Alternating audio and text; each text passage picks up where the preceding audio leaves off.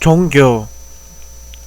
종교라는 진리, 인간이 가장 중요한 문제에 대한 직접적인 답변. 지적 대화를 위한 넓고 얇은 지식으로의 여행은 이제 9번째 여행지에 도착했다.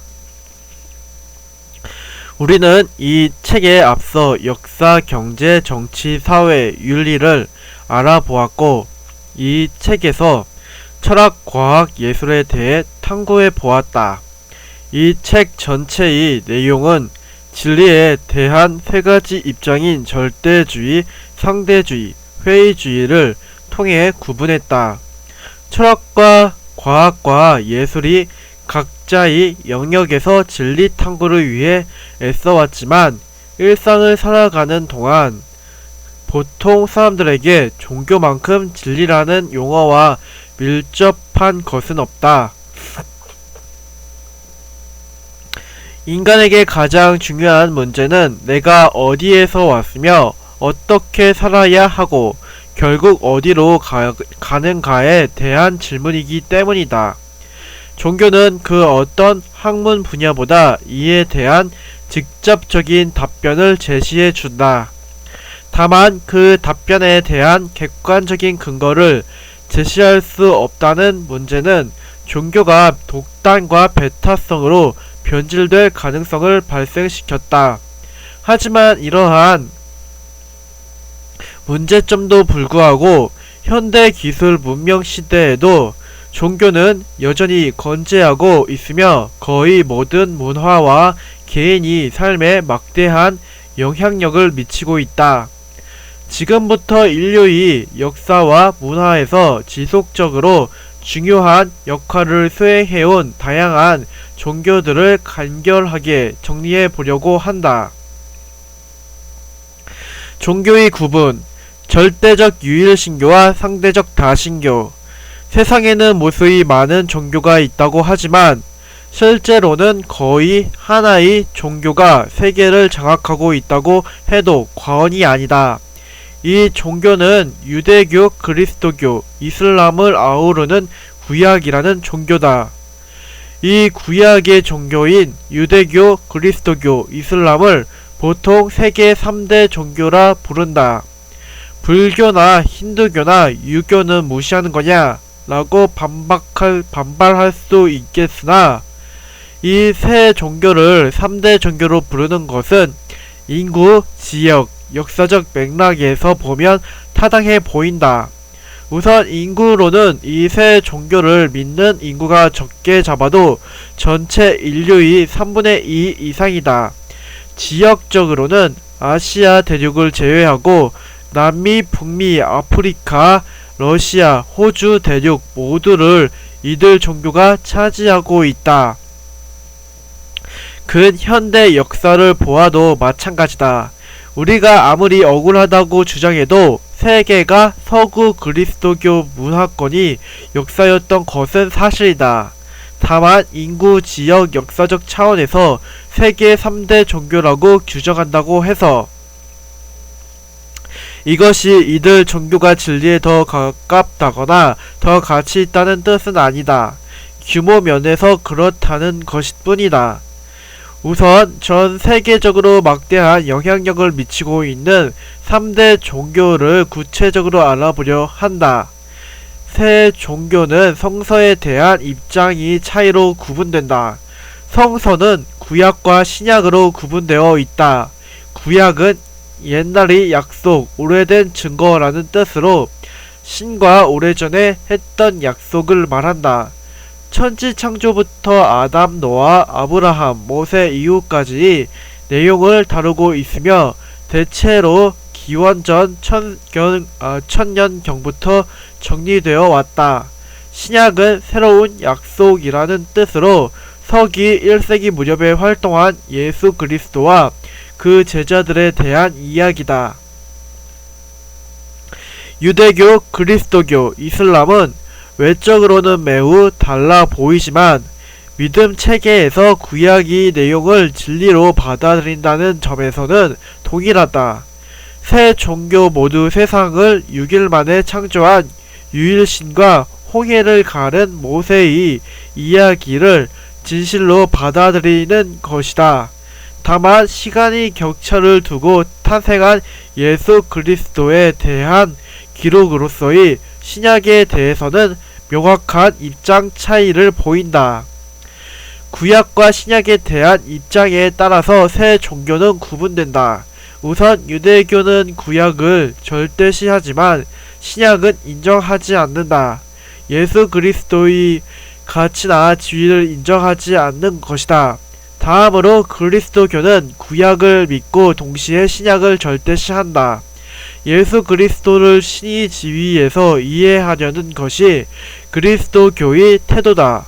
마지막으로 이슬람은 구약을 절대적으로 믿지만 신약을 절대시하지는 않는다. 그렇다고 유대교처럼 예수 그리스도를 부정하지도 않는다. 예수라는 인물은 여러 예언자 중 한 명이라고 생각한다. 반면 최종적으로 신이 보낸 인물로서 예언자 무함마드가 남겨준 코란을 절대시한다. 참고로 말하면 한국에서는 그리스도교의 영향력이 막강한데 여기서의 그리스도교란 1세기에 나사렛이라는 지역에서 태어난 예수를 메시아인 그리스도로 믿고 따르는 사람들이 무리를 의미한다. 그리스도교를 세분화하면 로마 가톨릭, 프로테스탄트, 동방정교회로 구분할 수 있다.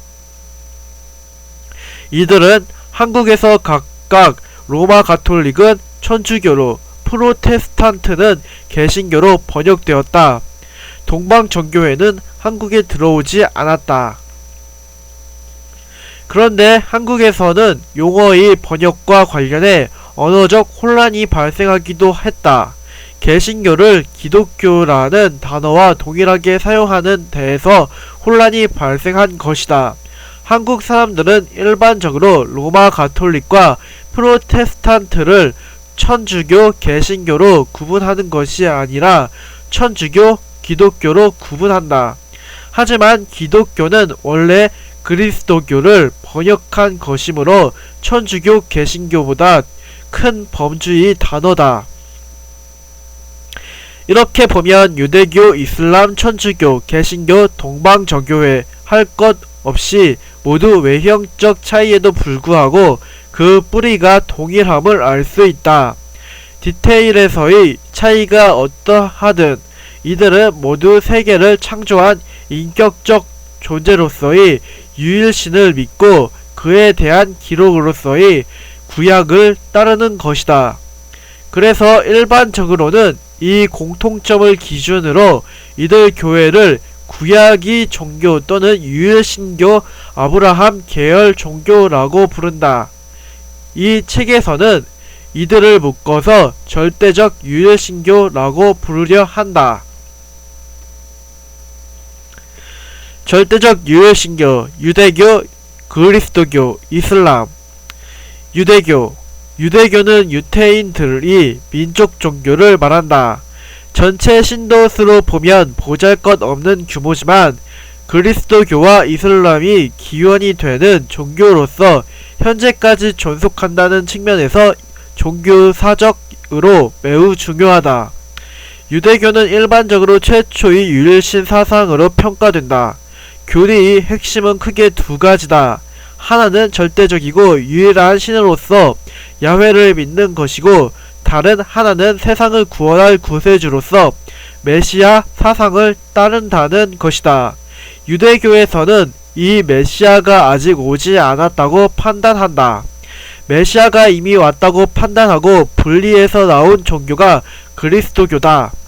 성서로서는 유대교 성경인 타나크를 중시한다. 타나크는 기독교의 구약 성서에 해당하며 토라, 레비임, 케투팀이 세 부분으로 구성되어 있다. 이 세 부분이 앞자를 따서 타나크라고 부른다. 이 중에서 가장 중요한 부분인 토라는 예언자 모세가 기록한 내용이다. 창세기, 출애굽기, 레위기, 민수기, 신명기 5부분으로 되어 있어서 모세오경이라고 부르기도 한다. 모세오경이 실제로 모세에 의해 기록되었는지에 대해서는 역사계에서 논란이 있지만 종교적으로는 모세의 저작으로 믿어왔다. 타나크의 실제 내용은 유대 민족의 기원과 역사에 대한 기록이지만 이후 그리스도교와 이슬람을 탄생시키면서 결과적으로는 현재 전 세계의 3분의 2에 해당하는 인류가 믿는 가장 영향력 있는 기록이 되었다. 우리는 모세오경에 해당하는 내용 중 창조와 역사에 대한 핵심적인 내용이 기술되어 있는 창세기와 출애굽기에 대해서만 간략하게 알아보려고 한다. 우선 창세기는 아담에서부터 요셉까지의 이야기다. 아담, 창세기의 내용은 절대적 존재로서의 야훼, 하느님이 천지를 창조하는 것으로 시작된다. 야훼는 첫째 날 가장 먼저 빛을 만들고 이어서 낮과 밤을 정했다. 두 번째 날 하늘이 만들어지고 위쪽이 물과 아래쪽이 물이 나누어졌다. 세 번째 날에 아래쪽에 있는 물을 모아서 바다와 땅을 나누고 그 위에 식물이 심어지게 했다.